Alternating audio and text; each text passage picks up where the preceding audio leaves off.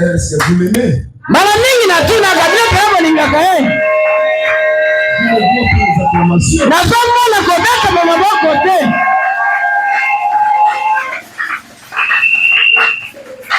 Si vous n'aimez pas les hommes de Dieu, en tout cas, mes bien-aimés, vous êtes encore dans les ténèbres.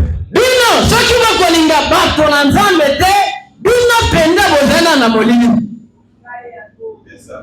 Je vous dis, écoutez le langage de Jésus. Lui n'a pas dit croire à Dieu. Non. Il a dit croire à moi. Croire à moi et croire aussi à celui qui m'a envoyé. Donc pour le moment, il faut croire au pasteur Christian. Et après, vous croyez à celui qui a envoyé le pasteur Christian. Dans l'âge que nous vivons, nous devons croire à William Marion Branham. Et après, nous croyons à Jésus. Oui. C'est ça. Ça dit Branham est devenu Dieu. Non. Branham, c'est le prophète. Branham, c'est l'œil de Dieu. Branham, c'est le pensée de Dieu. Branham, c'est le cœur de Dieu. Branham, c'est la vision de Dieu. Branham, c'est l'image de Dieu. Dieu est complet. Dieu est complet. Non, à quitter. Dieu est complet. Sans Branham. Pour que Dieu soit complet, il faut que Branham soit là. C'est-à-dire, Dieu est complet sans l'homme. Parce que l'homme, c'est l'image de Dieu. Parce que Dieu, c'est l'esprit. Tu ne peux pas voir l'esprit. Il faut que tu aies une image qui représente Dieu. Croyez à moi et crois aussi à celui qui m'a envoyé. Et pour le moment, croyez au chrétien, croyez à celui qui a envoyé. Je suis le chemin qui mène. Et le chemin d'aujourd'hui, dans cette église, c'est le chrétien. C'est la voie conduite par Dieu pour toi aller au ciel. Être conduit. Je suis toujours là. Mettez-nous debout. Parce que si je commence comme ça, je vais mourir. Il faut le respect pour lire la parole. Prenez 1 Corinthiens chapitre 3, versets 16 à 17. Ceux qui ont des Bibles, prenez 1 Corinthiens chapitre 3, versets 16 à 17. Écoutez très bien la lecture. Lisons au nom de Jésus-Christ. Ne savez-vous pas que vous êtes le temple de Dieu? Voilà. Dieu est incomplet sans toi. Parce que vous êtes le temple de Dieu. C'est là où Dieu habite. Et que l'Esprit de Dieu habite en vous. Amen. Et bikakate et vandaka. Ok. L'Esprit de Dieu habite en vous. Si quelqu'un détruit le temple de Dieu, parce que le temple de Dieu, c'est le demeure de Dieu, Dieu le détruira. Car le temple de Dieu est saint. C'est ce que vous êtes. Seigneur notre Père Céleste, nous venons de lire l'Écriture parce que tu as dit toute écriture est inspirée par Dieu et utile pour enseigner, pour corriger, pour instruire. Seigneur Jésus, convaincre-nous par les Écritures. Et nous demandons ton esprit vivifier cette écriture et bénir tout l'auditoire qui va écouter ce message ce matin. N'oubliez pas de bénir le pasteur et bénir aussi l'interprète.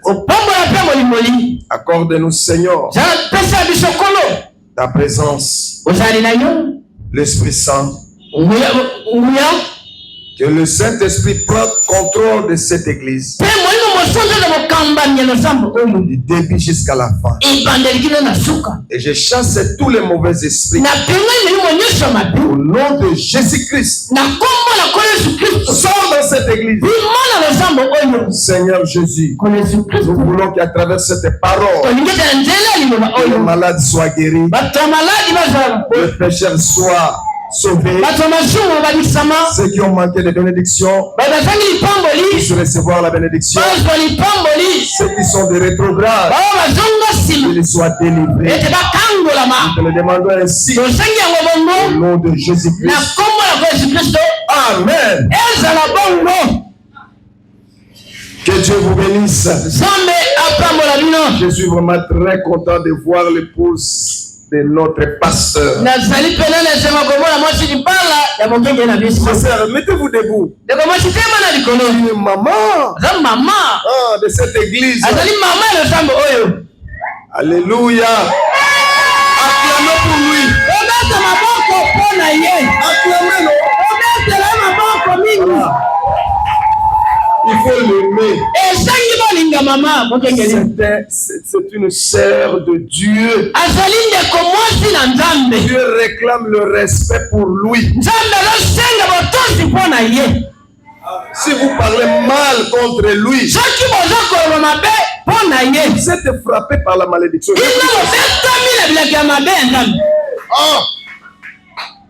Mais la Bible dit, le prophète a dit, nous devons respecter seulement les pasteurs. Comment on peut respecter la famille? Oui, c'est biblique. Lisez très bien la Bible.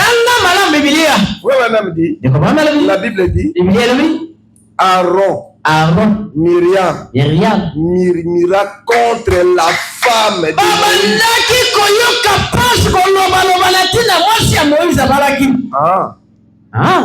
pas Moïse, mais la femme de Moïse. Dieu a frappé Myriam. À plus forte raison que le pasteur. Faites attention. Amen. Je vais vous dire ceci. Quand vous prenez un chauffeur de Transco, avec le bus, il a amené beaucoup de gens. Mais toi, seul, tu traverses. Est-ce que le chauffeur de Transco peut donner le frein? Non. Il n'arrête pas. Il faut qu'il puisse te tamponner. Il ne peut jamais perdre beaucoup de gens à cause de toi. Au moins que toi, tu sois le sacrifice de beaucoup de gens. Attention, le pasteur, c'est le chauffeur qui conduit beaucoup de gens.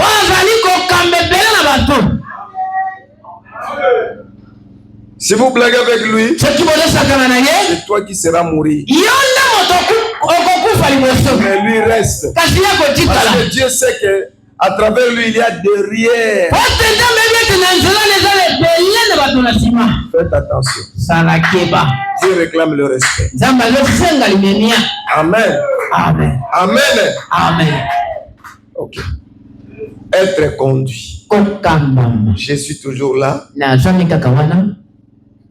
Je n'ai pas encore fini, mais je vais arrêter aujourd'hui. Parce que si je dis j'ai fini, c'est-à-dire je ne viendrai plus encore. Mais j'arrête. À la prochaine, je viendrai. Amen, amen. Nous sommes toujours dans notre sujet. Être conduit.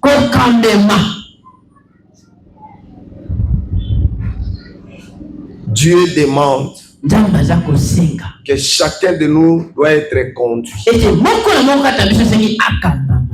Avant d'entrer, je vais lire quelque chose. Le serviteur aussi, le prédicateur aussi doit être conduit.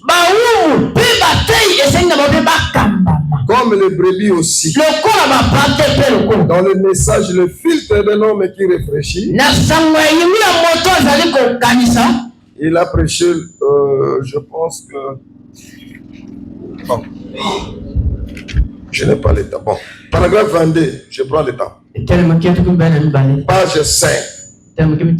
Traduction Canada. Il a dit ceci. Maintenant, pasteur. Ok. Je veux que vous le sachiez. C'est uniquement à mon assemblée que je dis ces choses. Et j'ai le droit de le faire. Parce que j'ai été placé par le Saint-Esprit pour veiller sur ces brebis. Je vais corriger des erreurs. Il y a beaucoup d'erreurs. Dieu t'a choisi pour que tu aies aussi un berger qui va te conduire. Mais il y a plusieurs bergers. Il y a plusieurs maîtres. Mais qu'un seul père. Amen. Pour le moment, je suis maître ici. Mais je ne suis pas votre père. Votre père, c'est Christian. Est-ce que vous suivez? Suivez-moi très bien. J'ai remarqué même au brebis. Il prend des prédications de Dieu, de Carlos, de n'importe qui, de Jacques. Il met dans leur téléphone. Écoutez beaucoup ces gens-là. Les prédications de leur pasteur, il n'y en a pas.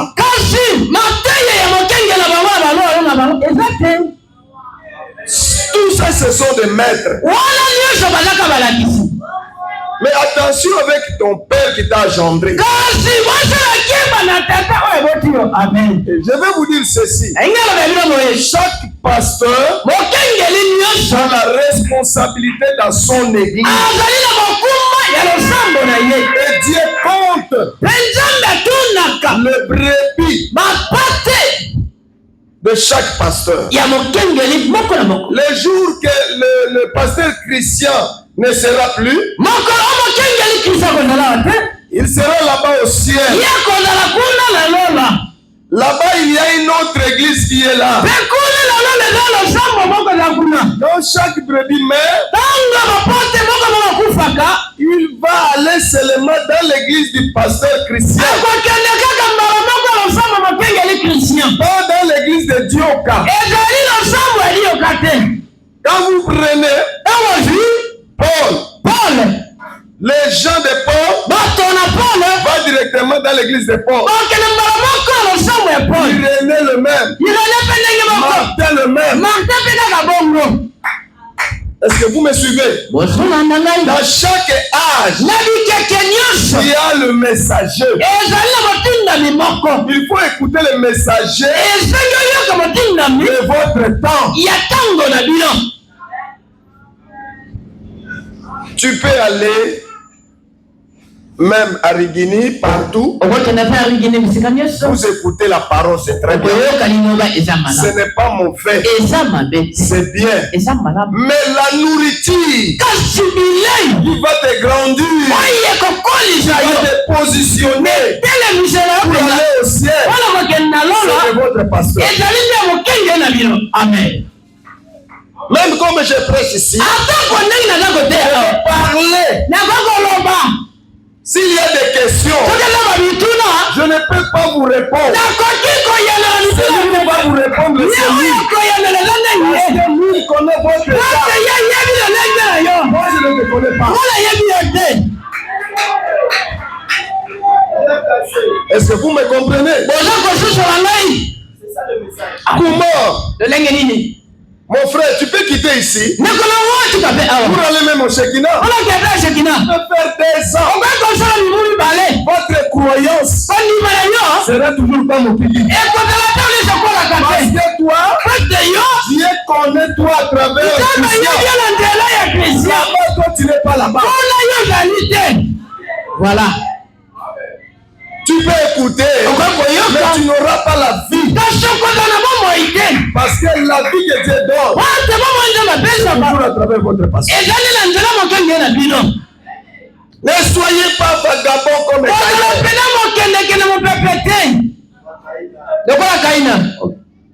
Ne soyez pas vagabond comme Caïn. Il n'a pas l'endroit fixe. Aujourd'hui ici, demain là-bas. Ça, ce n'est pas une vie chrétienne.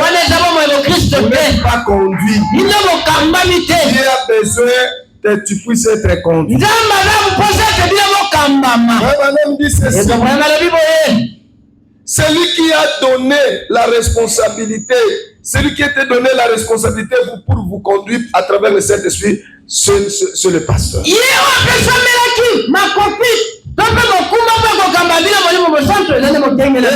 Et malheur à moi si je ne leur dis pas ce que je pense être la vérité.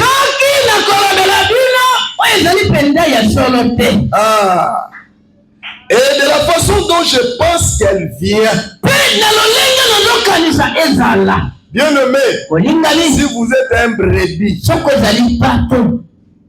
de pasteur Christian, tout ce que le pasteur Christian dit, dit Amen.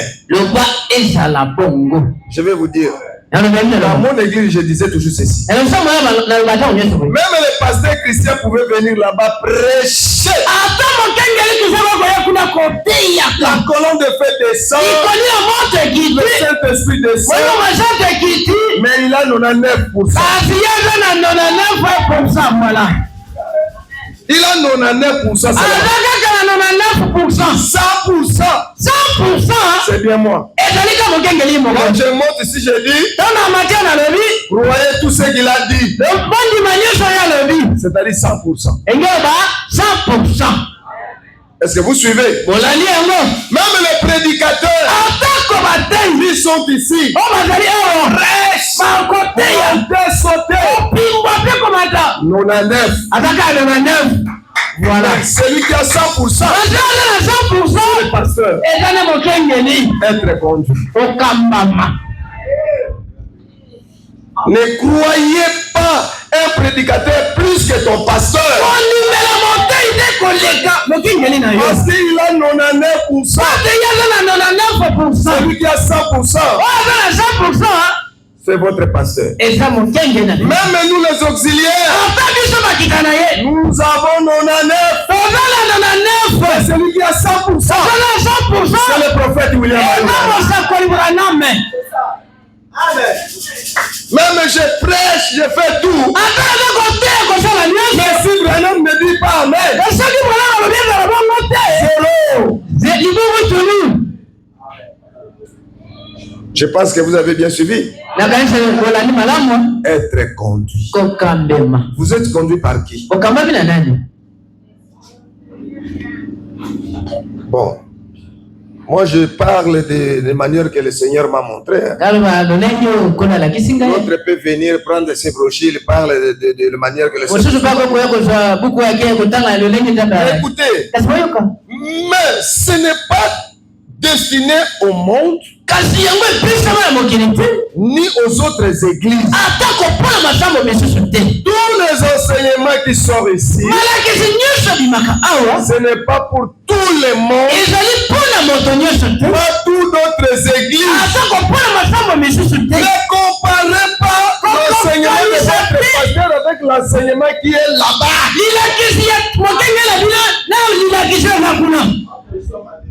Est-ce que vous me comprenez? Si le pasteur dit, ici nous portons la culotte, dis amen. Oh non, pasteur, là-bas, on prêche ça. Pourquoi pas nous ici? Tu as commencé à comparer votre pasteur qui est grand, qui porte des vestes, qui a des véhicules. Ah non, je vais écouter celui-là. Non. Nous écoutons William. Amen, sœur. Église na bino wana eleki mibeko ngai na lingide na ke na église okuna. Otunaki nzambe. Nzambe yebisaki yo na motema ke tika église okende kuna. Okamemi na molimo ni. Po yo za tempelo na nzambe. Molimo na nzambe nde evanda kati na yo. Soko molimo na nzambe akambi yo na ngambo ya liloba loba amen.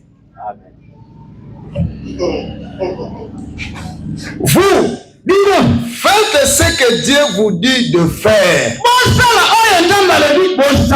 Je ne peux pas répondre pour vous.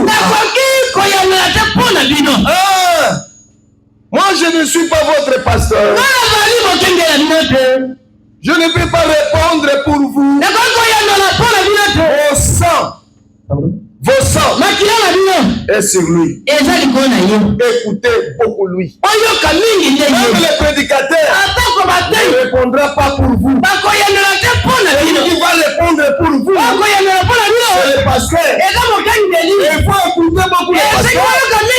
Et soyez aussi conduits par le pasteur.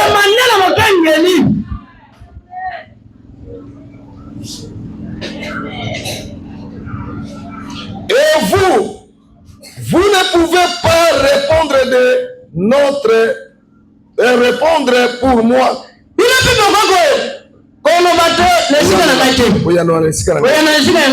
nous devons, chacun de nous, répondre de notre ministère devant Dieu.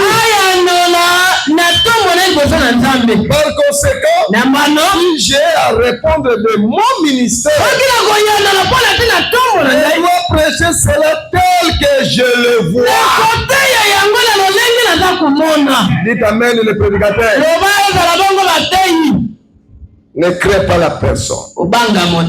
Prêchez l'évangile tel que tu vois. Amen. Et tel que cela m'a été révélé.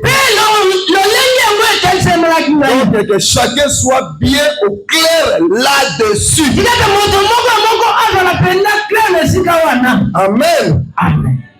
Église. Ce que j'ai compris aujourd'hui, le grand péché d'aujourd'hui, c'est l'ingratitude. Non.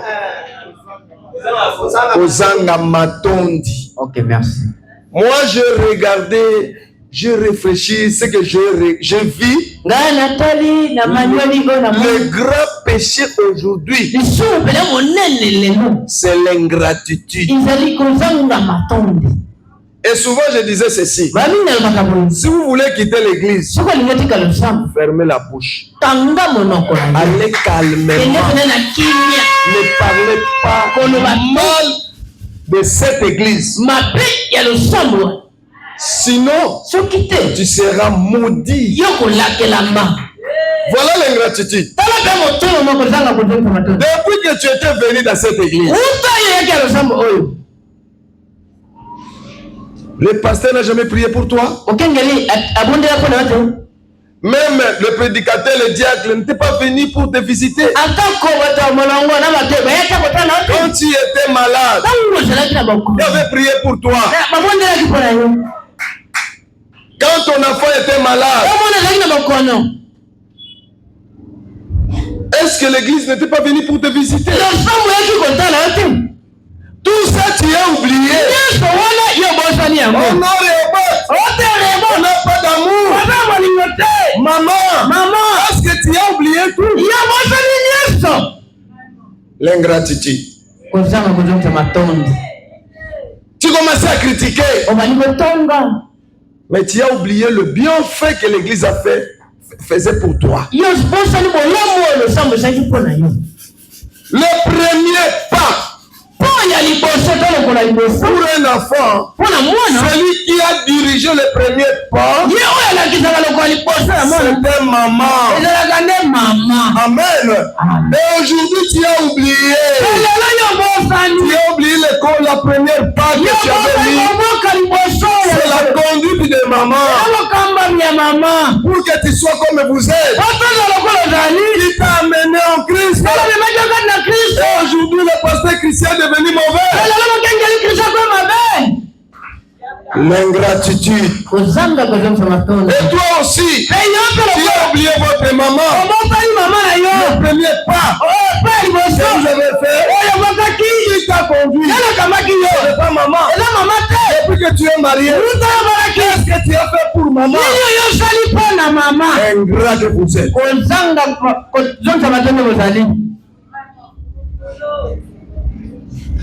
Qu'est-ce que tu as fait?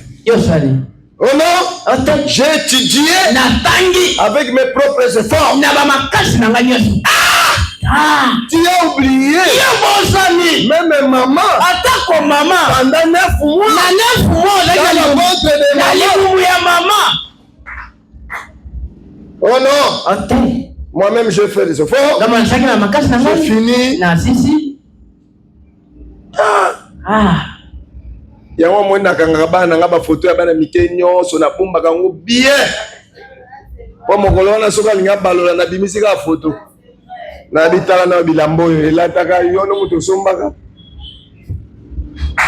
Bien-aimé, balingami, être conduit. N'oubliez pas le premier pas. Tu étais assis, mais celui qui t'a relevé t'a fait marcher. C'est maman. Et votre maman, c'est le pasteur.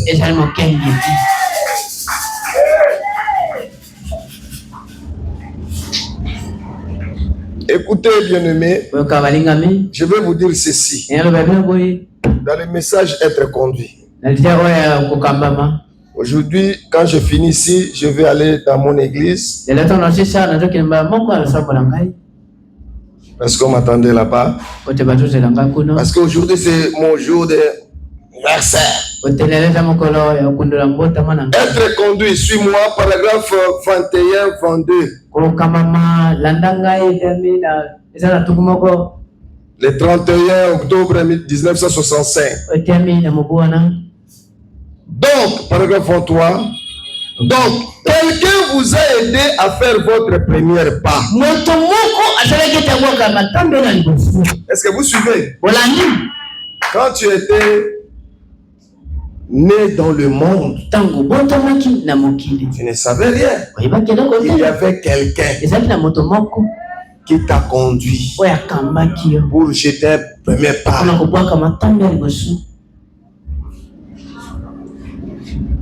Et pour votre dernier pas que vous ferez jamais dans la vie, quelqu'un vous conduira. Amen. Le premier pas de notre vie charnelle, c'est papa et maman. Mais le dernier repas que quelqu'un va te conduire, ce sera qui? C'est le Saint-Esprit. Et le Saint-Esprit, à travers un homme, c'est celui qui va te finir. Attention, hein? Avec celui qui va finir avec toi. Il faut les garder très bien. Voyez-vous, c'est vrai. Je veux que vous rappeliez cela. Pour votre première part, quelqu'un vous a conduit. Et pour votre dernière part, quelqu'un vous conduira. Et celui qui va vous conduire, c'est le Saint-Esprit, le bon berger, et à travers l'homme Christian de votre église. Croyez en moi et croyez aussi à celui qui m'a envoyé. Si vous ne croyez pas aux chrétiens, tu vas croire à qui? Si vous ne croyez pas William Mario, tu vas croire à qui? Bien-aimé, moi j'accepte à 100%. Branham, c'est un prophète confirmé par Dieu. Je vais vous donner des choses là de haut. Hein. Nous avons seulement 2 prophètes. Le premier prophète de l'Ancien Testament, c'est Moïse. Et le dernier prophète,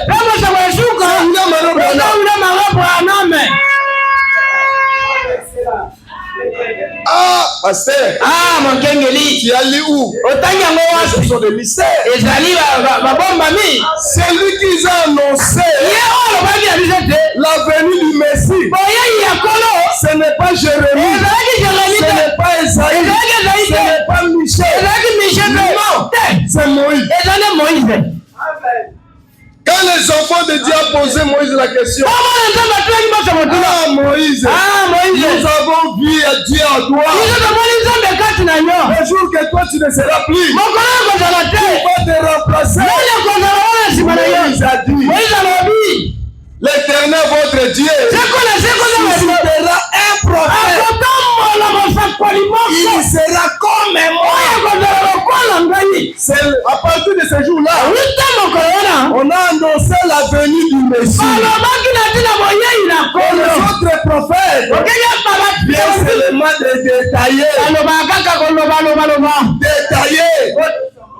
Comme ça dit, ici nous années, il sera comme ça. Lui, il est en train de détailler. C'est celui qui a donné le prophétie. C'est Moïse. Amen. Est-ce que vous comprenez? Et le dernier prophète de l'Ancien Testament a annoncé la présence du Messie. C'était Jean-Baptiste. C'est le dernier prophète qui a annoncé que le messager de l'alliance que vous cherchez sortira dans son temple subitement. Mais Moïse a annoncé la venue du Messie. Mais Jean, lui a détaillé. Il voulait sortir maintenant. Amen. C'est le dernier prophète de l'Ancien Testament. C'est Jean-Baptiste.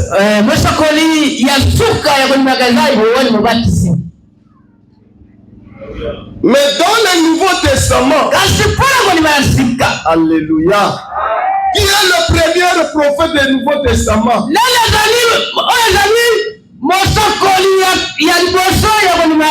Parce que Jésus, lui, il était au milieu.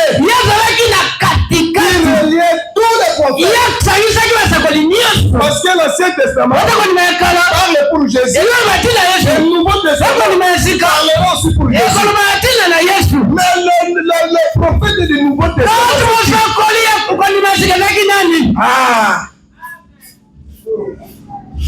Quand on parle du Nouveau Testament, c'est le nation. Le Nouveau Testament, c'est les nations. Quand on parle de l'épouse, c'est les nations. Est-ce que vous comprenez? Et le premier prophète qui a annoncé la seconde venue de Christ, c'est Paul. Et ça, Paul. Amen. Amen. Ah. Mais Branham m'avait dit ce jour-là dans Oyo. Écoutez très bien. C'est lui qui a annoncé la seconde venue de Christ. C'est Paul. Et ça, Paul. Branham, c'est lui le détaillant. Détaillant. Article défini. Ah, c'est lui qui détaille. Que Christ viendra dans la seconde venue. Voilà comme Jean-Baptiste avait fait. C'est pour cela, dans la rivière d'Oyo,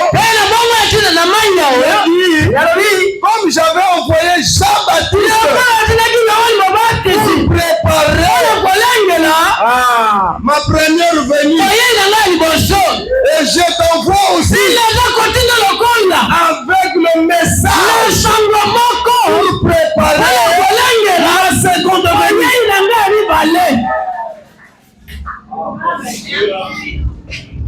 Et celui qui a vu la colonne de feu, et celui qui était confirmé de telle manière que Moïse, c'est William Mario Branham. Moïse a marché avec la nuée. Moïse a marché avec la colonne de feu. Et Dieu a travaillé avec Moïse par la chair. Et c'est la même manière. Dieu a conduit l'épouse par la nuée de gloire, par la colonne de feu, par la chair humaine. Il faut le croire. Croyez William Mario Branham, c'est le prophète de l'air. Sans William Mario Branham, vous êtes nulle part. Je vais vous dire encore, William Mario Branham, c'est le verbe être. Alléluia. Si on cherche le verbe être, c'est William Mario Branham. Tous qui sont restés, nous sommes des auxiliaires de lui, il conjugue. Je suis. Moi, je dis. Tu es. Lui, il a dit. Il est. Voyez. Tous sont venus dans le verbe être. Sans Branham, on ne conjugue pas le verbe. Sans Branham, je ne serai pas prédicateur. Celui qui compare avec Branham, c'est un démon. C'est la vérité. Oh non, moi je suis confirmé comme William Mario Branham. Diable que vous êtes. Depuis quand tu dois venir le verbe? Alors, tu es auxiliaire. Amen, amen. Nous tous, nous sommes tous conduits par le prophète. C'est celui qui nous conduit.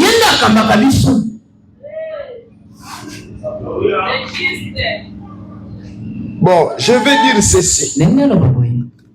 J'avais laissé quelque chose en suspens. Bien-aimé, je ne sais pas si celui qui n'a pas cru William Mario Branham si sont ici. Si je parle de William Mario Branham, je dis le message. Le messager et le message sont un. Si je parle Branham, je parle directement le message. Le message que nous attendons, celui qui ne croit pas au message de l'air, il est païen. Il est païen. Ah, comment? Tu es païen? Oh non, j'ai reçu le baptême au nom de Jésus là-bas dans les églises. Bon, arrière grand-père. Il a reçu le baptême où? Moi, je connais quand le groupe de prière était organisé. Ils sont organisés, sont quittés l'église catholique, ils sont organisés une groupe comme ça. Jusqu'à ce qu'entre eux, ils ont commencé à sortir, faire des églises. Et quand ils sont rassemblés pour faire un document, on va donner l'église de réveil. Ils ont reçu le baptême au nom de Jésus. Ils sont tous sortis de catholiques. Là-bas au catholique, ils baptisent au nom du Père, Fils et du Saint. Mon frère, si vous êtes encore dans les églises de réveil, vous êtes encore païen. Voyez le message. Le message, c'est celui qui nous a amenés. Il nous a donné le baptême au nom de Jésus. En dehors du message de l'air, vous ne verrez pas Dieu. Parce que Dieu ne te connaît pas. Il faut que tu sois repenti. Amen. Écoutez, dans le message, la rédaction dans sa totalité,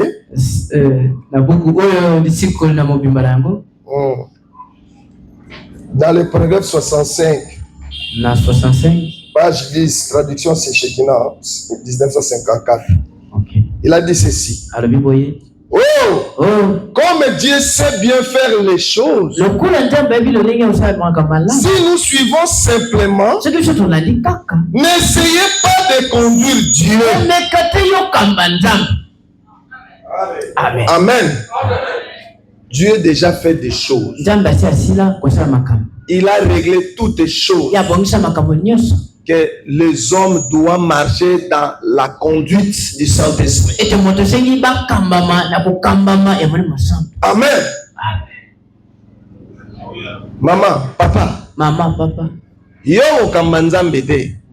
Po nzambe asi abongisa makambo nyonso, asi asala atia yango wana. Alobi no yaka banda kotambola na makambo ngai nazi na tie. Yoko tula oya yote lo banzambe yaka to tambola ekosimba te.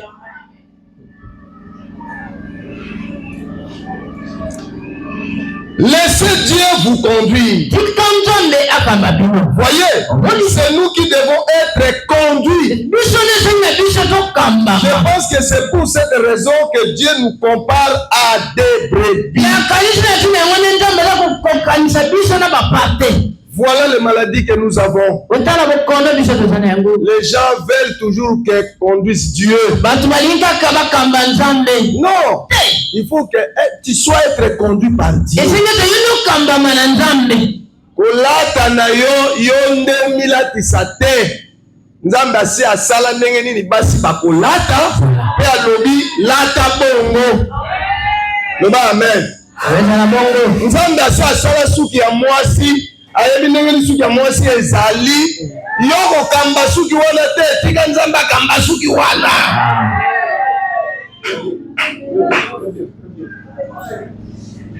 Amen. Yoga Bible. Asali yo mwasi ti na suka tali yo atali alobi. Ezaki toko asuki wana. Siko oyo lingo bakisani. Oyo lingi ko bakisa eza nini? Donc oyo nzamba lobe ezaki toko yezoba. Hein? Yoka babandi ko banga pasteur alinganya na makamu nini hapo? Nazo te ya ndenge nazo mona. Nazo te ya ndenge nazo mona. Soko na moni pe loko te na kote ya pe ndenge nini? Il faut nater likambo na zomo.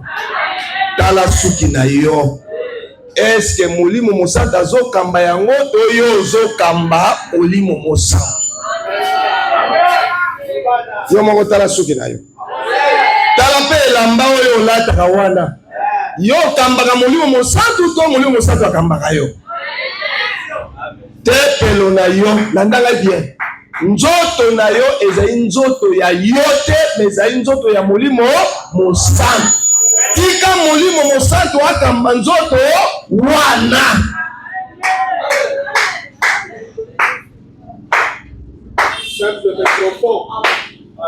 Il y a beaucoup de sœurs sont ici. Hein?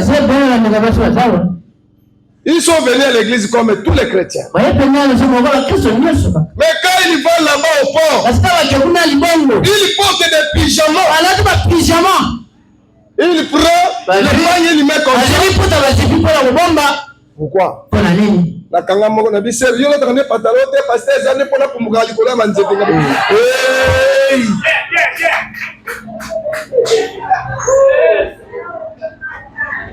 Nzambe asali mwasi na lolenge ya mwasi. Amen. Asali pe mobali na lolenge ya mobali.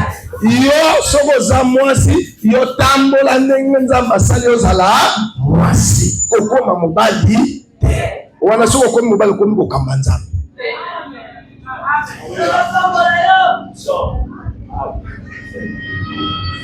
Elongo elobelaka yo wana. Soko diakra komi. Yela ngai lamba otikali na sengle si obangi nini tango diakra komi. C'est-à-dire oyebi ke eloko ezande mabe. Osoki ezaki mabe te okobanga moto te. Bon, wana moyeba te ezate mutu moko aza wana te akayo. Total qui commis le dit, le temple, c'est le temple de Dieu. Et le temple qu'on parle, c'est le corps. Et l'esprit conduit.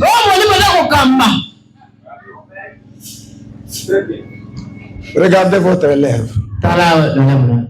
Est-ce que l'œuvre est conduite par le Saint-Esprit?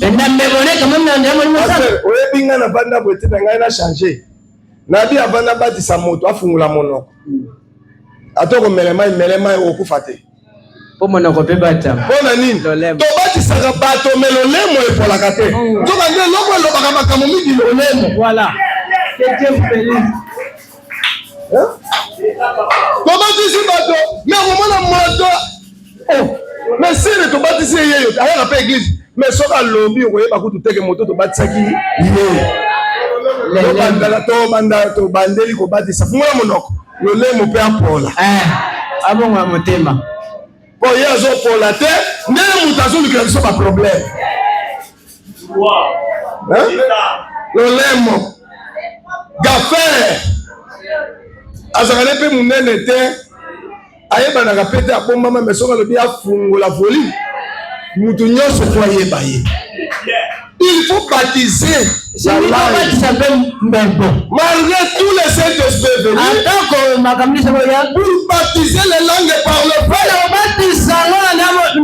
Soyez purifiés par la parole. Le baptême ne purifie pas quelqu'un. C'est l'engagement. Ce qui purifie, c'est un message qui est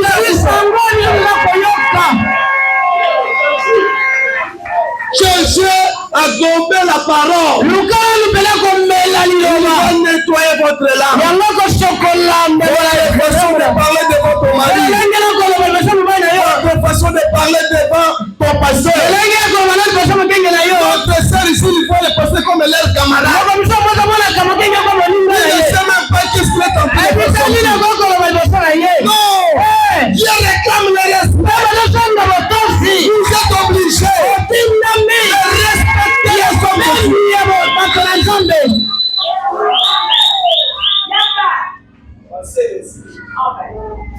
J'aime beaucoup mon petit frère. Il a reçu la révélation. Ce Josué, c'est mon petit frère propre. Il était chez moi. On priait ensemble. S'il demande les chansons, il chante comment? Zamena ya Jacques, Ici, nous souvenons de Bayaya. Ce n'est pas de Yaya. C'est corps de Christ. Lui, il me voit toujours Yaya. Un jour, il a dit, parce que si je reste toujours je n'avancerai pas. Donne-moi l'autorisation de chercher un autre endroit je puisse respecter les hommes. Il a choisi le pasteur. Oui.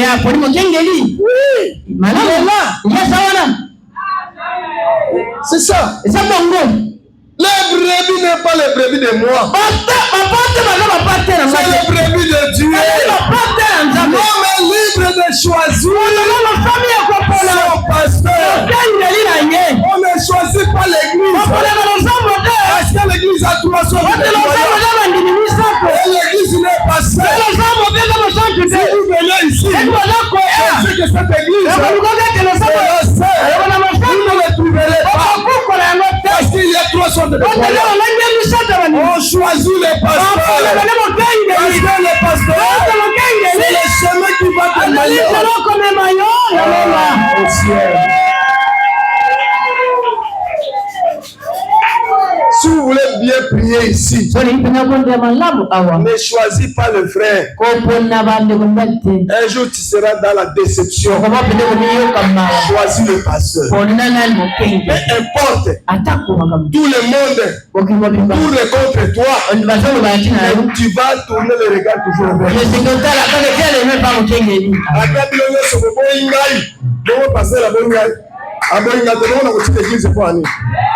Yo qui m'a dit je peux la battre. Oyela ne bona battre. Passer le monde à sur l'église té, passer nyonso babali ko loba loba ngai. Oyela ka moto. Le salut c'est des choses individuelles.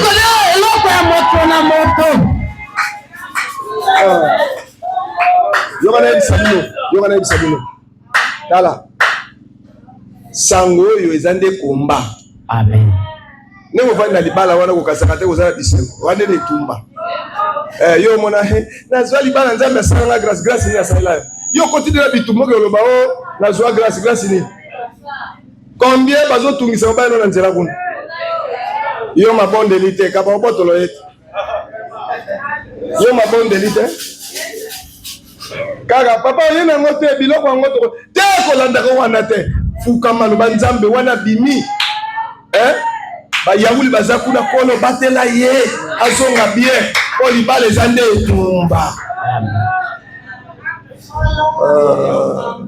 Oyo kande batuna kate natango na bisengo na pasi okotika kaka na ye yoka mukolo batuna kaka natango bisengo okotika kaka na ye basuka wana balobani na bisengo na pasi il faut bakatango okende libala pasi pe ezali pokoso pe ezali tango ye pa Yesu bazotuna yo na tango ya bisengo pe na tango ya komekama okotikala kaka na message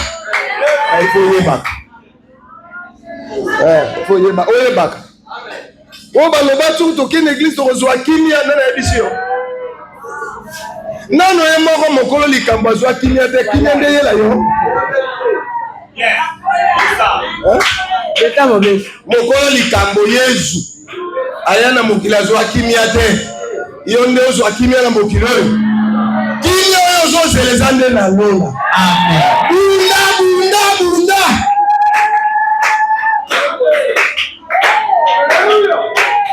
opase na lembi nzala eleki omoi mwana sambeleza te Yesu nzala pe lekaka ekanda na eleki olia tika l'église atika l'église zabi yo nzete kufa wala na mono lisusu bota mfuma te kende aussi sakanda ta na nzete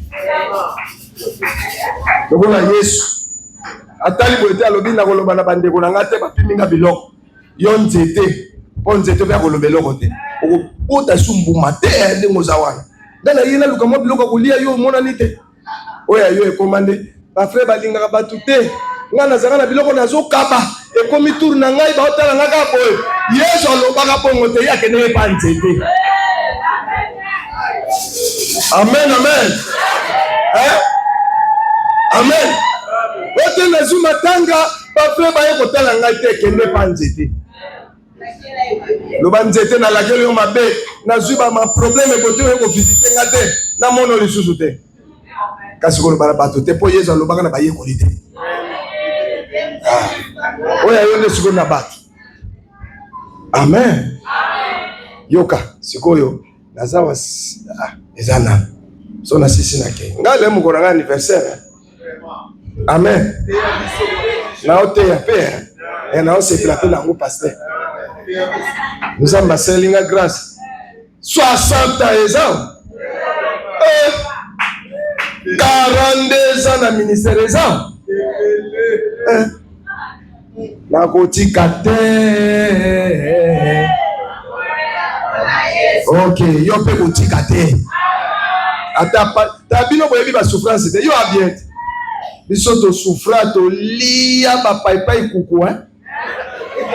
Oh frère, bino bo, oh frère, ngala so comprendre bino te. Bino ko to bola tina veste.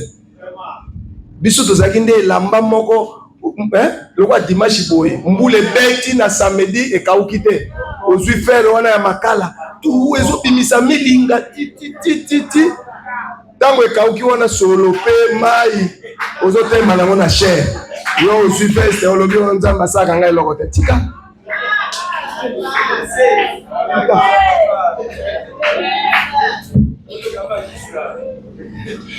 Et c'est comme ça quand un homme est perdu, il est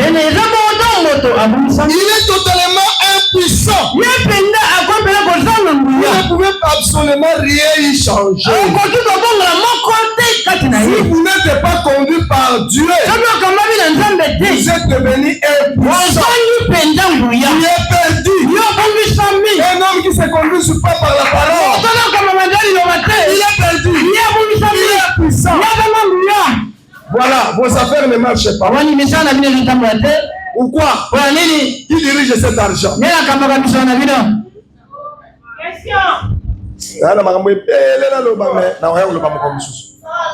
Mbongo na yo nani akambaka yango?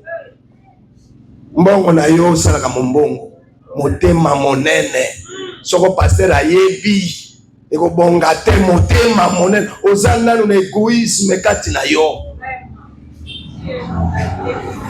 Yo linde oya nzambe mais oya nzambe oya yo nzambe ayeba te. Frère Branham dit tout détail de ta vie, le pasteur doit reconnaître. Mbongo na yo ya 100 000 oyo salaka na mbongo pasteur ayeba ke azaka na 100 000 mbula oyo akomi na 200 000. Soko pasteur ayebaka mbongo na te mbongo na eza impuissant. Et ça, le long côté, on va chez moi là-bas, il y a une sœur venue avec 30 000 francs congolais. Il a dit, papa, j'ai seulement 30 000. Mais je demande que tu dois prier pour cela. Je veux faire un commerce de bananes. Je 30 000 wan. Na sambeli na yango. Asoma mapango bo 30 000. Ateka na mombo musuka makemba. Na soyi mapango bo. Nena olo baboye soko ye likemba lituka likembe za kuna na ndako. Ezanga kate. Dimi atia enveloppe pe. Yo. Moninga bani na 30 000 asombi mapango. Bongo yo, ozo zeno zwande 2 millions bongo yako lakisa pasteur. Ce n'est pas ça. Mbongo nyonso eyebi nzambe te. Ekendaka liboso te, je vous dis. Il faut associer Dieu. Parce que le monde que nous vivons, c'est le monde qui est dirigé par le diable. Nous avons seulement deux pouvoirs. Le pouvoir de Dieu et le pouvoir satanique. Mon Galibana, Nabandoki, Nabamiyibi, Nabakulu, Nabamonakango. Parce que c'est la couverture. Il y a une société qui a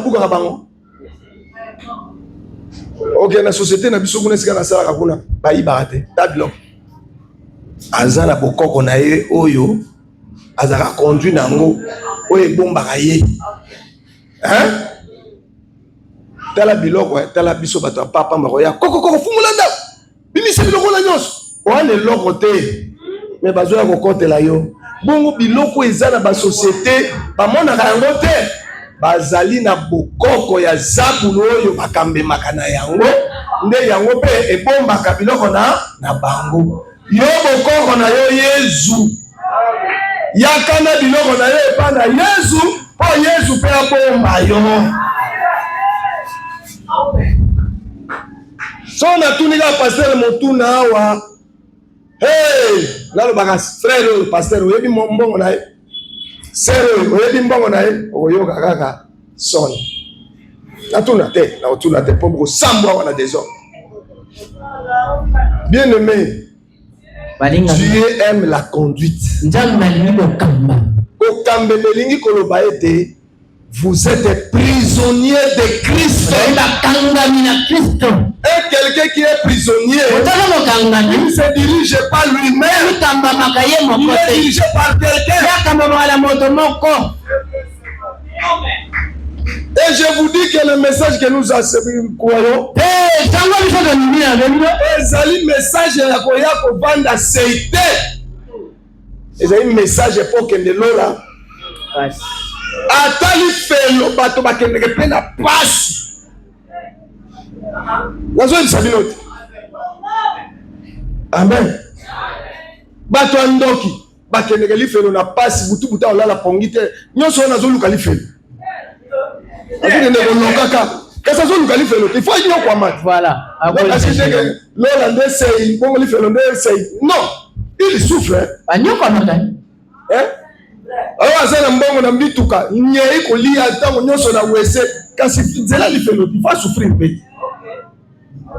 Ce n'est pas facile d'aller en affaire. Il faut que tu souffres encore.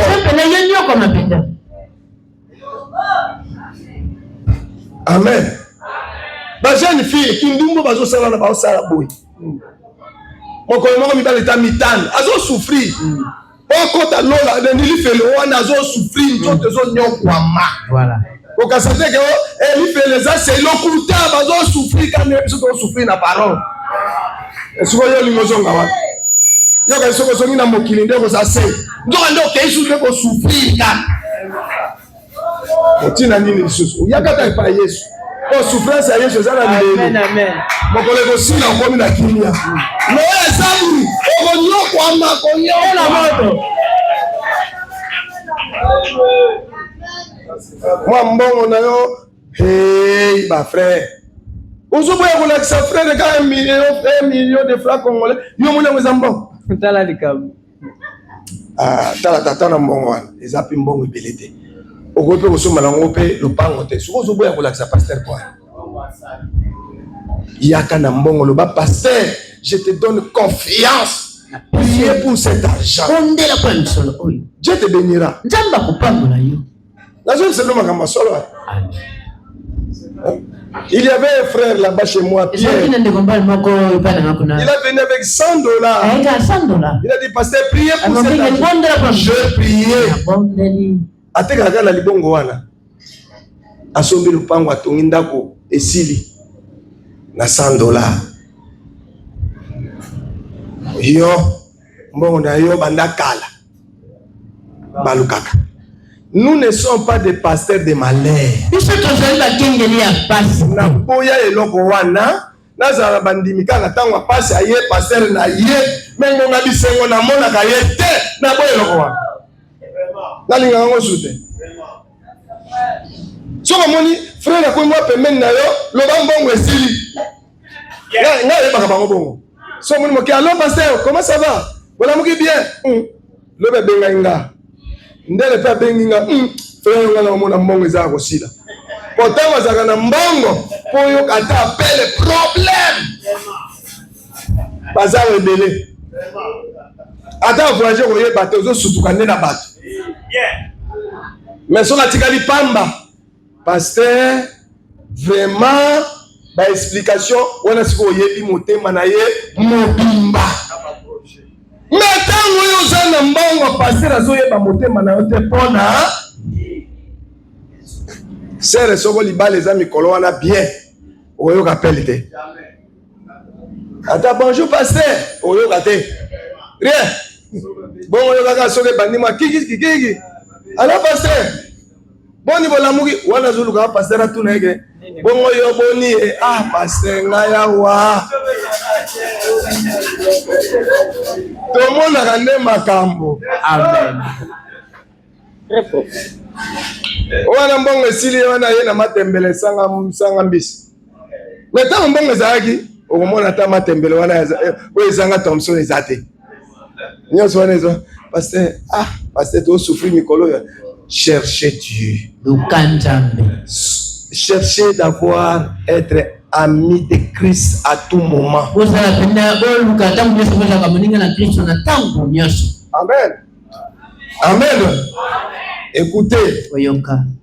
Pourquoi pour nini biso tozo kendele bosote. Nous sommes revenus là où nous avons lu dans le paragraphe 27.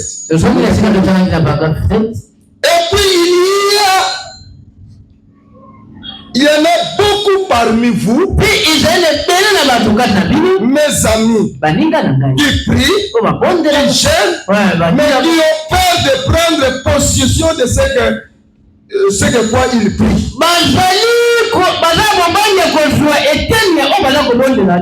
Amen.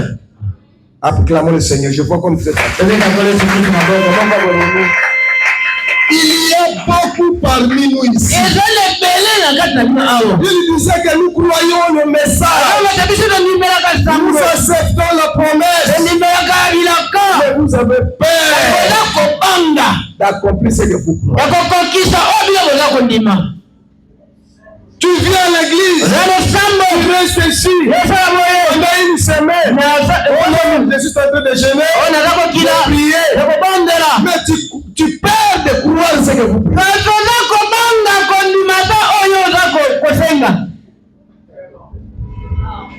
Mokolo moko na tuni na église na lobi ban sœur tel oyo eza na posa ya mbongo atombola mosaka batomboli misaka. Sœur yo oza na besoin ya combien? Pasteur naka na besoin ya 1 million na seki. 1 million yo moni yango mbongo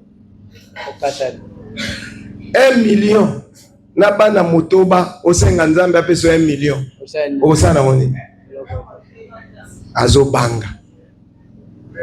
azobanga kosenga nzambe mbongo abita so tazuka 1 million yango no moni tina oyo tozozwa te biso moko tomitiela kondima na suka ya mitema na biso.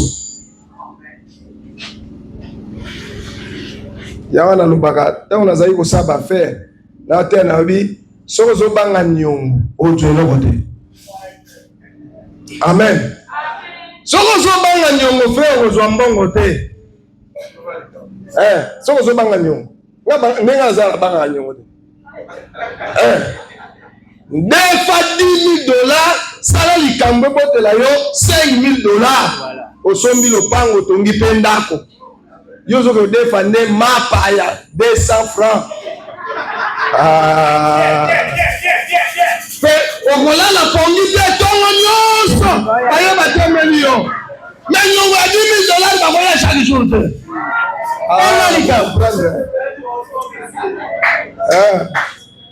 Pour avoir l'argent, n'aie pas peur. Amen. Et la foi, quand vous avez la foi, c'est la foi qui opère. Frère, n'a yé $20,000 wana. Là, na moi makamona kosala.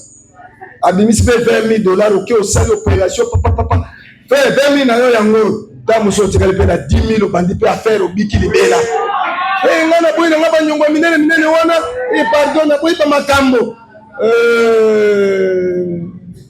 kazo ko mbongo ndeni ozo mbongo te. Amen. Na ebisa bino. Amen. na la défend bongo na banque ne ko mole to tonga wana na défend bongo na banque ba kanga na nzambe to sambela ko ninga yake bolo mbongo esa nini eko bima bobanga koza akala batolo oko banga o batolo frère ko banga ba banga 5 mois totongi borwana 5 mois créer les écureuils créer les écureuils ezate kaka na côté ya bato créer les écureuils créer même ça on a créer mbongo pauvreté et longwa l'église. Dieu n'aime pas la pauvreté. Dites amen. Oye bitika botonga na. Oye baratina na mote. Ezapo na kama message ndé bobola. Kiaka papa, kiaka. Bobola ndezo sala, boyina na kabotonga naka. Aola kisanini. Ka lelo lokwa lati pesa ngo, elobi nini? Eloko zo lobisa e bobola. Soka ba se yo mona batambongo ba swanaka. Akala ba voisin ba kipanaka. Ya na mbongo na okipeni. Yozo landaka via bato apo eloko zo salomo bobola.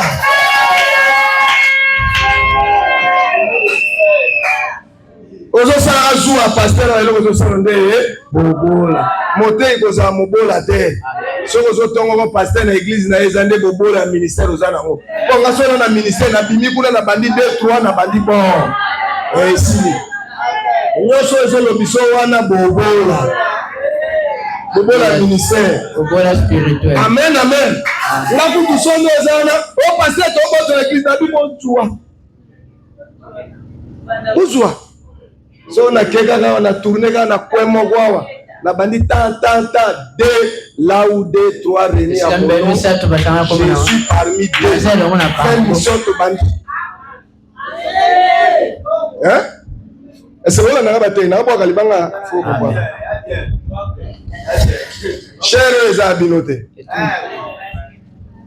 Cher les abinoté. Oui, cher na ya ke na ngona bobangi. Ngawa nga kuna pe na bobangi na ngana ke usukara. Amen. Boluka cher. Cher les anango bien aimé. Quand je suis à Pointe-Noire, il y a des espaces, il y en a plus de messages. Zéro là-bas au Pointe-Noire, il n'y en a rien. Zéro. Il va pâter au bazar qui ça va ouer la kabassambo kuna. Mais couteau pour les moutons bandazane. Bobo la ministère et l'obisaka biso. Et le pasteur te wana na moni au clair te na comprendre de bobo la. Là il sabino vérité bataille. Soko zeli awa okotika na kote ya posa na yo mobimba mokolo moko te. Jamais. Pourquoi cette échelle est conduite par le Saint-Esprit? Tu peux être ici pendant une semaine. Le Saint-Esprit va conduire le pasteur qui arrête. On va faire ça. Est-ce que toi tu seras content? Okolobani, pasteur la chaîne, mais au beau sali qu'il y a une conduite.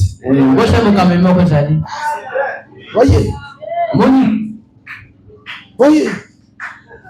C'est toi le prédicateur qui prêche la conduite. Mais tu as oublié la conduite. On a fait ce père cher aux autres ati na bitetika na lobi ngamo na hotel. Olobani. Ndako nanga. Yondo ko diriger nga? Ndanga ko diriger yo. Siko yebi sanga siko. Bo siko eloko wani akati na yo ezo punzwa. Luka mabele mame. Mabele na ngai. Yo moko banda. Un jour, hein? Amen. Moi na ngali boso. Na binga nga télévision na ndako na kate. Na match no ngali nga kate. Azui baninga ba e bakoti na ndako ba otala match. Na bandi na supporter titi na bi bon. Ça va. Na bise na bi soza posa. Oko saka ba posa nyonso luka place na yo. Awa ndenga. soko na moni yango lisusu na kuimilie yo devant baninga na on a fimbo bakota babime mukulu mobima boy papa nazo bete na fimbo pourquoi amen nazo imilie yo po eza place na yo te. Il a compris. Et un jour il m'a dit papa maman na moni nga na koki bo libérer nga nazo kende na 5 ans prière na bino azwinda kunanga tout normal ngabe OK mobala zaka bon kende ko sala nyoso kuna po yo moko ko za juger kuna. Amen. Être conduit parce que ta maison est conduite par les Saint-Esprit.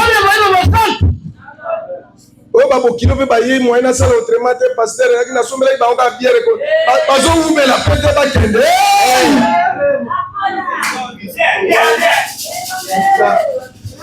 Oya kolinga bo kilo ko le kanzambe abongi na ye. Ote ba umela pete nzambe atali ba umela te. Wana nde yo komo conduire nzambe. Eh bien, il a dit ceci, c'est vrai, voyez. Ça ne vous avancera à rien de gêner et de prier.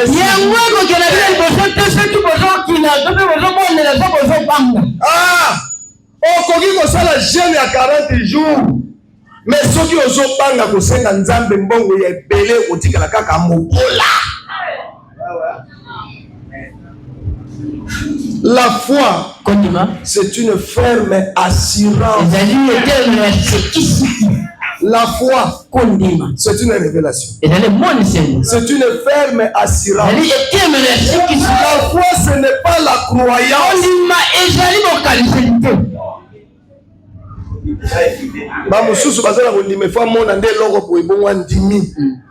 Non. Ozondima ndenge batindela ko mbongo utaka ye na téléphone omoni ba chiffre mbongo ekoti mais osimbi yango te ondima nde yango. Amen. La foi, c'est comme on envoie l'argent dans M-Pesa. Tu vois le chiffre, $100,000. Tu dis oui. Quand quelqu'un te demande, j'ai reçu ça. Mais les yeux voient, mais tu n'as pas encore vu dans le cœur. Est-ce que vous comprenez? Quand vous priez, mettez la foi. J'ai reçu. Ce qui reste, c'est la conclusion. Bien-aimé, nous sommes bénis. Amen. Ce n'est pas la volonté de Dieu de nous voir dans la pauvreté. Ce n'est pas la volonté de Dieu. Cherchez.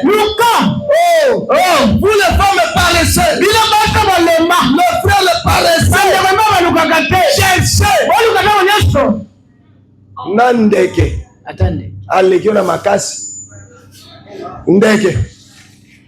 Omoni cherode ndeke akotobolo libayo yoti alabini boy ndeke kaka ti atobol bomona ka ndeke te batobolo nzete pi asali zumbu bomona ndeke bomo yona ndeke na makasi goyi furmi yo nyata ye boye akufi. Mais amemaka muke batongi ndako ya lindonge. Il faut se prendre en charge. Même le bébé qui prend le mamelle là, ils sont pris en charge. Pourquoi toi? Pourquoi pas vous? Bébé oyo bamemi ye na maboko azokomi se prendre en charge de la vie na ye. Bisa bino bébé muke soka ayoki posa mai ye moko amizwaka charge abandi kolela wana azomizwa charge boyelanga mai mama yaka noki nga wana kokufa yaka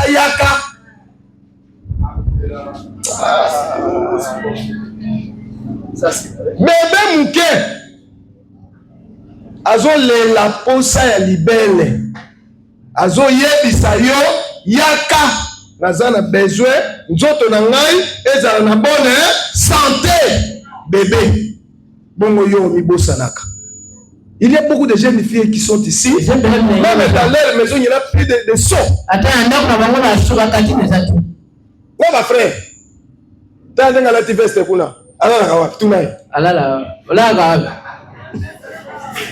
tout naï Allah. Ola la kawa bi frère. Tendo tela kuna des cartons. Ça c'est quoi ça? Voilà nini. Nous avons béni biso to za bongote. Ça c'est la pauvreté. Wana bokola. Il faut se prendre en charge. Amen. Babandakana kantini, savon, l'inuka. Là, je vous comprends. Maman Niglade, savon et sili. Na savon, il y a 500 francs. Bengaga, maman Niglade, après son bon somba. Yo, koko teka nguba te. Nga église, yo, bazara babola, nga bangote. Parce que l'évangile marche avec l'argent.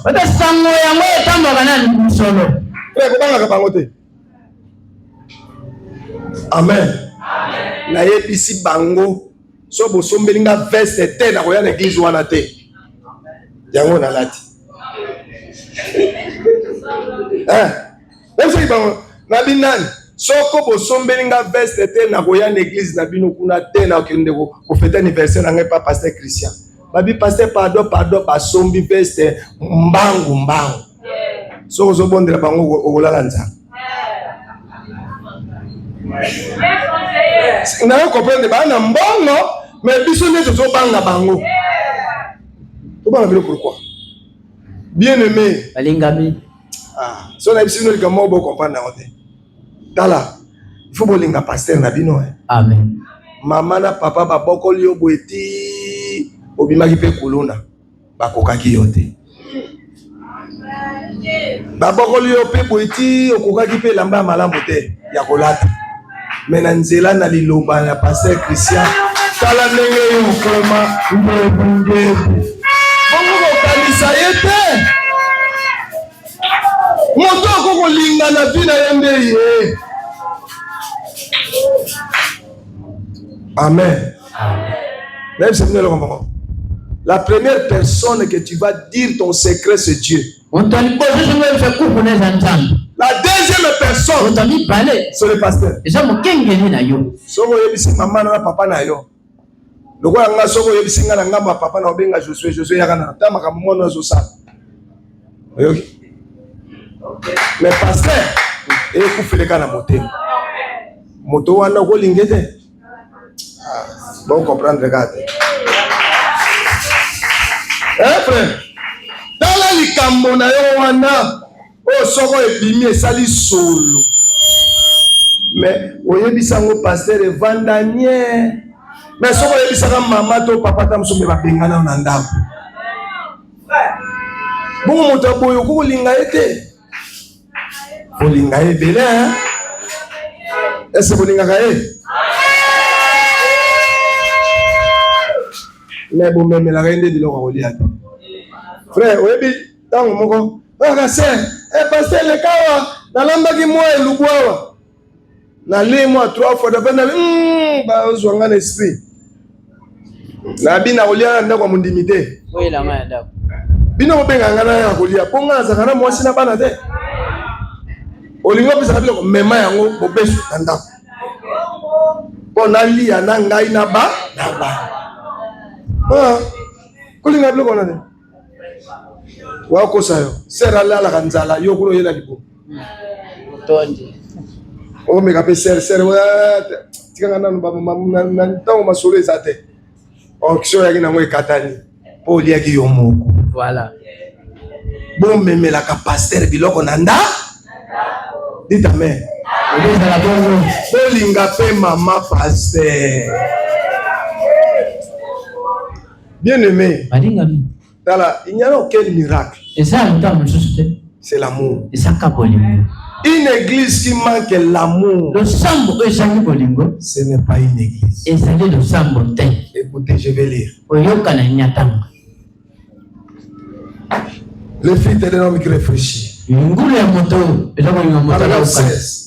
Et alors que les jours se rapprochent de plus en plus, et que le sentier devient de plus en plus étroit,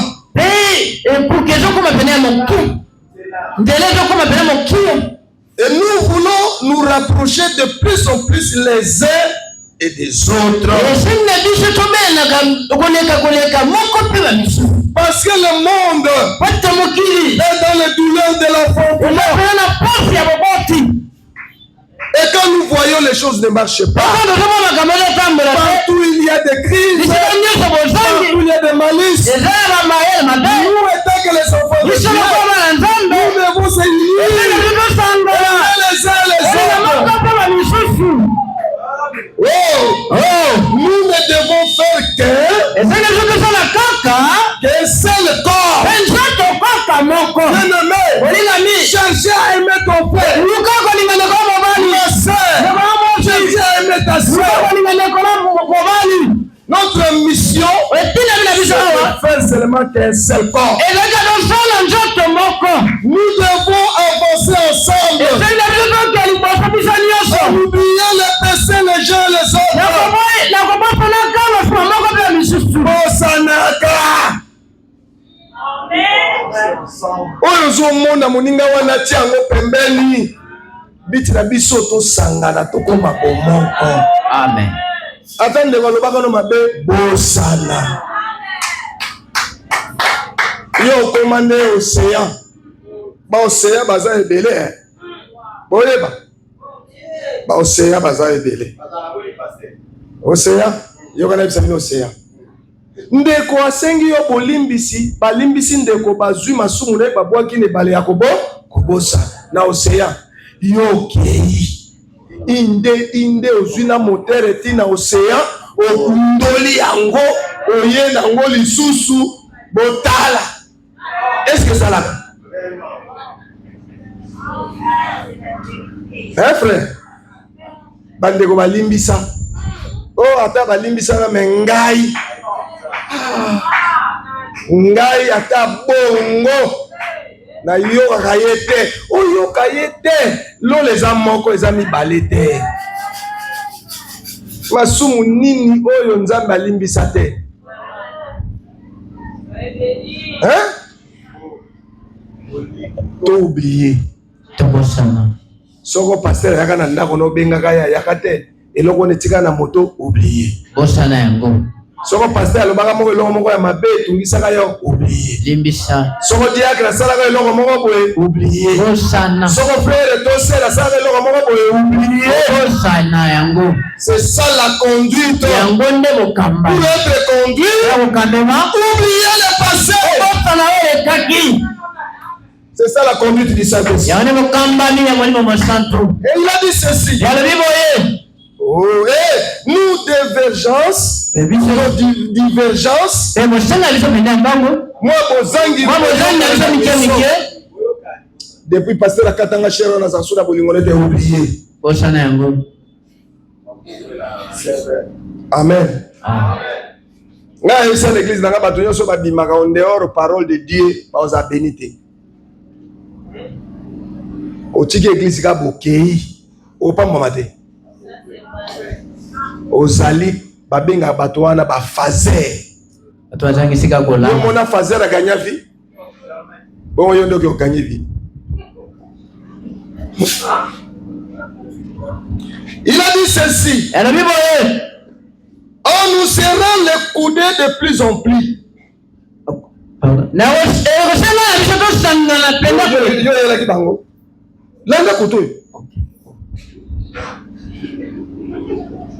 Et toujours plus.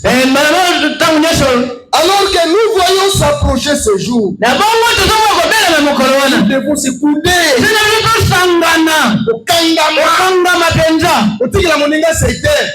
Omoni moninga zo ya église te lukaye c'est le boni mikolo na zo mona te juste ça nini kozaka mopimi te na sango mala soko pe yete talinga nous rassemblons tout de même accord et de même cœur si un frère une sœur s'écarte du chemin d'une façon ou d'une autre, ne faites rien d'autre que prier pour cette personne.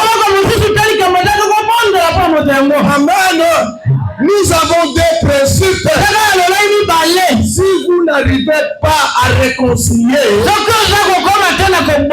à genouer, priez pour la sœur, priez pour le frère.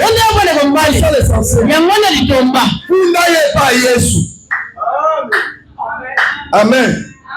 Sœur, ce que nous avons commis, kubanga kayete. Kaka na poko wana fuka maka na chambre yepa lai na mbele. Toute prière ko gango zo funde pa Yesu ayoka. Ko bonde la nzambe mobali ayoko na ngai nzambe na zo souffrir nzambe. Seigneur, kolo, hey, onyebi mobali na ngai jinyon kolo.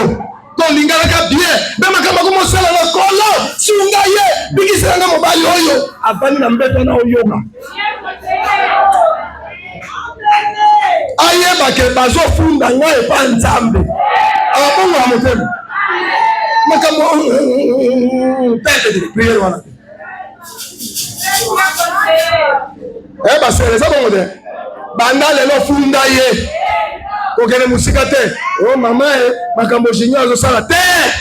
Oh te. Yoga nanda kuna nzambe. Ganga nde bien. Alléluia. Ayuba bakubi na ba alléluia nze na ukufata.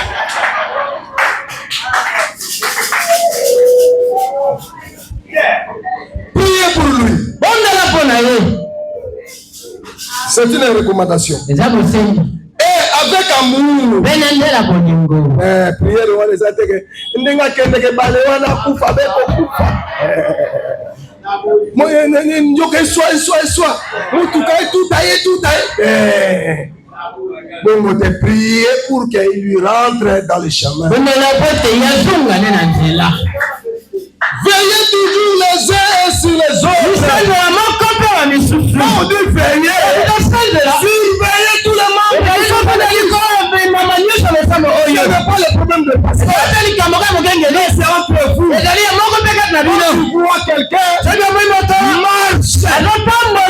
mal, tu es là comme ton surveillant. Frère, bon côté. Totambola. Nzelo ozokende bien te. Amen. Ezate ke yo vandi kuna. Pasteur. Mikolo. Junior. Ezo yinda. Ça ce n'est pas la parole de Dieu. Benga Junior. Parce que les accusateurs ce sont le frère du diable.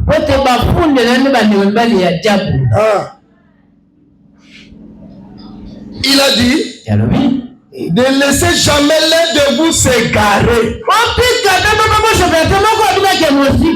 Ma maman, ma pasteur, je vais, si vous ne le faites pas, faites une organisation. Cherchez un groupe. Tous les ceux qui ont des téléphones, des Android, ils font un groupe. Vous êtes là pour les enseigner, de donner des conseils comme ma femme faisait. Et faire des réunions de maman. C'est ça ce qui amène l'affection fraternelle. Non, quand on dit l'affection, ce n'est pas l'amour. L'affection. Qu'on s'épela. Ok, merci. Affection et sepela nandeko sorozomo na yete ekobongate po sepela nandeko esaka nini bozala na buyokani ko solola ko vanda ko lia nde yango memaka bolingo ato yoki sango nde wasali boyo kokunga te po yebi ke tokutanaka avandaka nesika songolo. Faites ça. Chaque mardi ou chaque jeudi, nous allons chez le maman tête. Là-bas, vous parlez des choses profondes. Parce qu'il y a d'autres mamans, ils sont grandis comme ça. Ils ne sont pas instruits.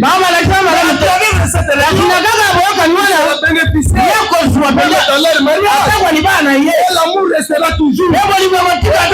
Toujours uni. L'affection, c'est ça qui nous amène dans l'amour. Notre message, notre âge, l'amour fraternel. Sans l'amour fraternel, zéro. Attends, la libota, So bo solo la raté. Ko fanda esika mo tato yo ki akufi kuna o mona ngalo kwa pamba. Esa ka bonde. Mais o message na yé. So yo ki o tikata ko lamba o ki mamba.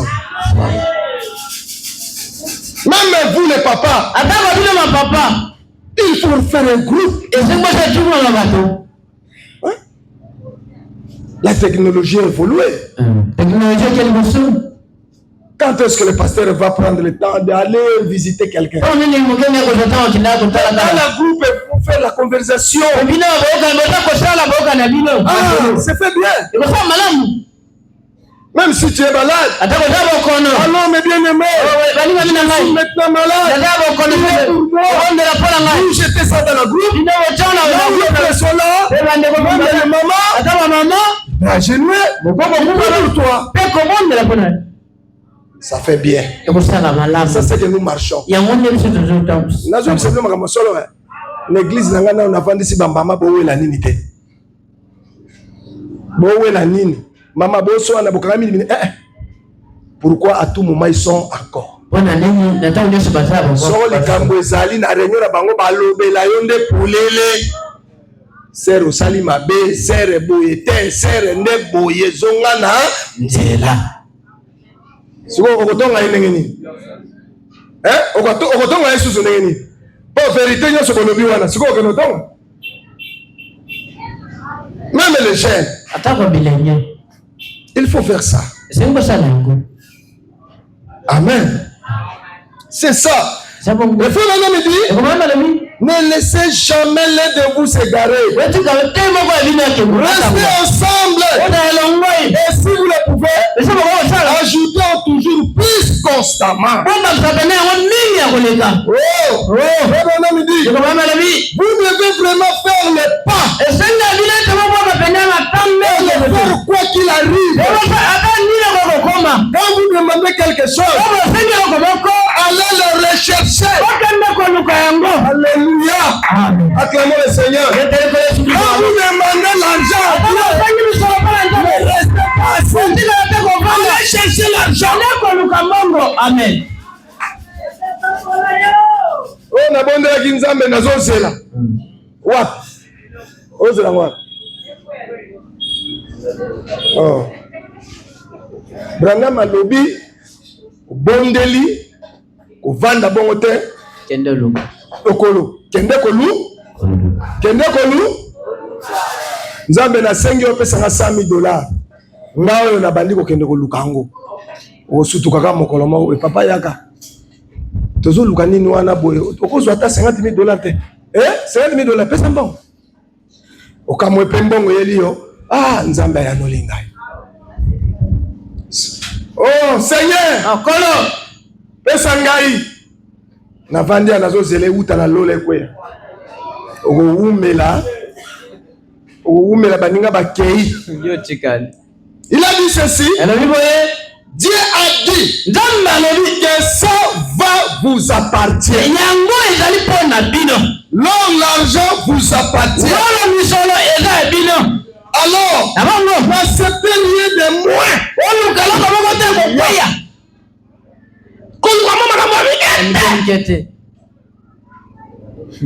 Okay. Allez chercher ce que vous avez demandé. Faites ça.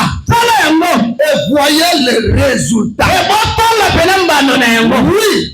Ne reculez pas en disant eh bien, je vais accepter ça. Non. Il faut comprendre bien Matthieu chapitre 7. Celui qui cherche trouvera.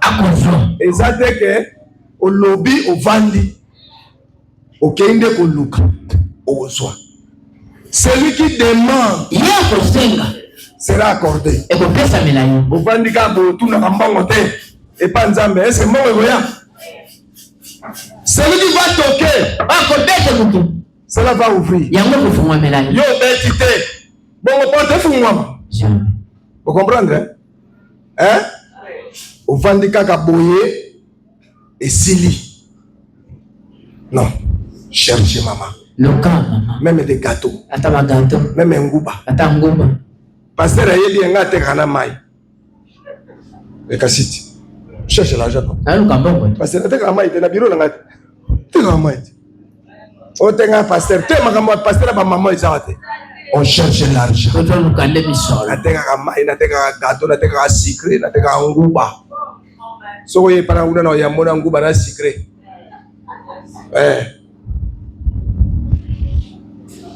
Le véritable chrétien, c'est celui qui travaille. Celui qui ne travaille pas, lui n'est pas un chrétien. Pourquoi Frère me dit qu'un véritable chrétien, c'est celui qui travaille? Parce qu'il paye la dîme en travaillant. Yo, on fout à dire maintenant, frère, le nengenini, on va dire Kukukalu. Hein? La ligne va simana yo kaba faire le kia. Amen. Amen. Est-ce que tu yogani? Amen. Na mona ba faire. Na kuti yo ser na mwa kwena mwa nguba na yo. Ana linga bandeko nga basi ya baluba. Ba yo ka soni te.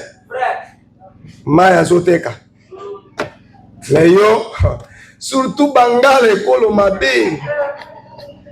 Ekolo bangale ekolo mabe lo lendo meloko ezate. Ngai nako teka te mais azokufa nzala. Olole siko nana otongelo église. Bato mususu ba ko tonga église. Maman, nous voulons que quand tu viens à l'église, tu sois propre. Il faut des vestes comme ce n'est pas comme ça. Vous êtes des responsables. Ministre wa ko ya pe akota wa vanda talbe. Et puis ça on batoka ba chemise ba. Mais ça coûte moi quoi ce sont des responsables. A Dieu fait place à vendre. Frère Branham m'a dit l'âge de la super signe. OK, et qu'est-ce y a super signe? Il y a elembo eleki. OK. La propriété. Opeto. Soko lati malamu te okote ya moto akoyoka yo te. Amen. Amen. Pozo ape mbongo ba frère, soko lati bien te. Et a passer poko dans le bureau moko ba yamba yo. Bato bazwaka mbongo na libanda ya mokili ba escroc. Alata bio kasa soka sala ka wapi bolo kuta. Pe akei bo ya zwimbongo. Mais yo moto bosembo na tricot na yo na coste wana ba yo ka okutute. Parce que c'est l'âge de la super signe. Dieu a dit à Frère Branham, vous allez prêcher ces gens-là. Il faut bien habiller. L'âge de la super signe. Ezate ke ote natika mandefu nyoso ekitati lo kwa Jean Baptiste moto koyoka yo azati. Frère, na ebisa bino ba vérité hein. Soko nzamba pesio mongo somba motuka. Amen. Lata bien, soko yeka na société na biso betika pi moto ko tuno carte azate. OK wapi na osuke pas directeur. Batali on a veste batali motuka ba fungoli porte. Oleki mais soko ye makolo na la coste to ko sambisa yo. Papa ozo lukanani. Banana noana. Oye baina yelengeni. To baina no ko kakola yo. Siko pe to badi ko kakola na mituna. C'est vrai. C'est vous avez un bassin. Faut que l'ata bien. Moto mususu asakana kana yo wana na nzela. C'est que maintenant na linga yo atali ka po lati bien te. Abi oza musufraso na pese moi $50 à kokoya. Mais so ka mono lati koi kwa bi. Au moins ça va se quitter là. Oh penda ya honorable. Que le Seigneur vous bénisse.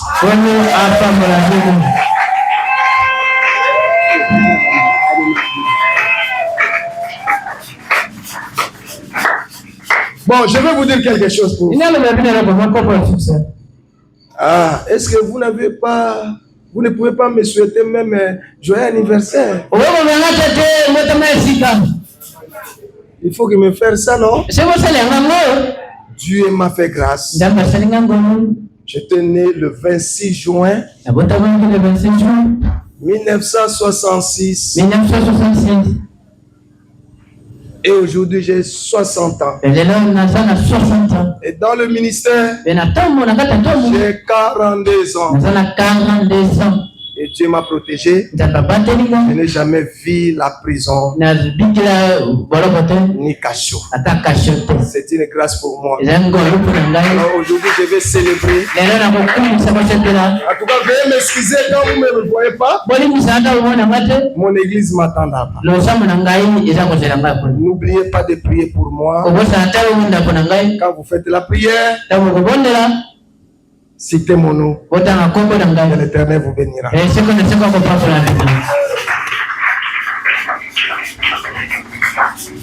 Liboso to bon de la Tina Liroba to un bénéfice et joyeux anniversaire pour la pasteur. Joyeux anniversaire.